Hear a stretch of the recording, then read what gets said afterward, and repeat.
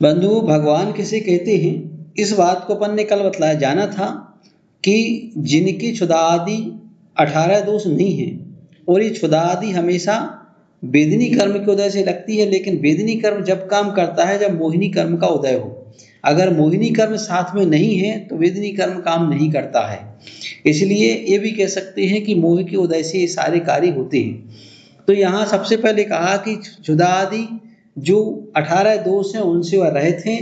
फिर कहा सर्वज्ञ हैं। जिनेंद्र भगवान, एक ज्ञान होता है जिसको कहते हैं केवल ज्ञान, जो संपूर्ण ज्ञान होता है, वह एक स्थान पर रह कर के भी संपूर्ण लोक अलोक की सारे पदार्थ एक साथ युगपद जानते हैं, उनको सर्वज्ञ कहते हैं। जो समस्त लोक को एक साथ युगपद एक क्षण में जान लेते हैं और उसी को संपूर्ण लोक को एक साथ सब कुछ जानते रहते हैं हमेशा, उनको सर्वज्ञ कहते हैं। ऐसे वह सर्वज्ञ तो कहा जो भगवान होते हैं वह सर्वज्ञ होते हैं कि प्रत्येक द्रव्य की प्रत्येक पर्याय को एक साथ युगपद जानते हैं। सारे जीवों की, सारे पुद्गलों की, सबकी पर्यायों को एक साथ वह जानने वाले होते हैं।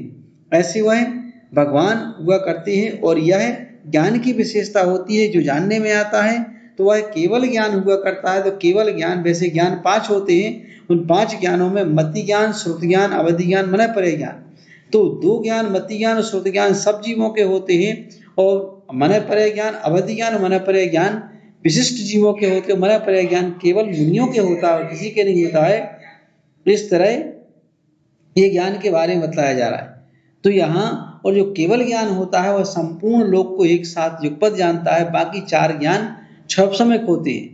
तो इसलिए क्षौपसमक ज्ञान समाप्त होकर के उनके केवल ज्ञान होता है, मतलब संपूर्ण लोक को एक साथ जानते हैं। और आगमे सिन्हा मतलब आगम के वह स्वामी होते हैं, मतलब उनके मुख से जो वाणी निकलती है, दिव्य ध्वनि निकलती है, वह सब जिनवाणी कहलाती है।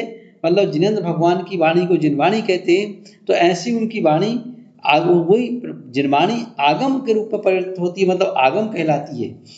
क्योंकि वह आप्त के द्वारा आई हुई है इसलिए उसको आगम कहते हैं। और आप्त कहते हैं भगवान को, कि भगवान के द्वारा वह दिव्य ध्वनि खिली हुई है। तो इस तरह से यहाँ भगवान के स्वरूप को पूर्णतः रूप से बता दिया गया कि भगवान इस तरह से होते हैं।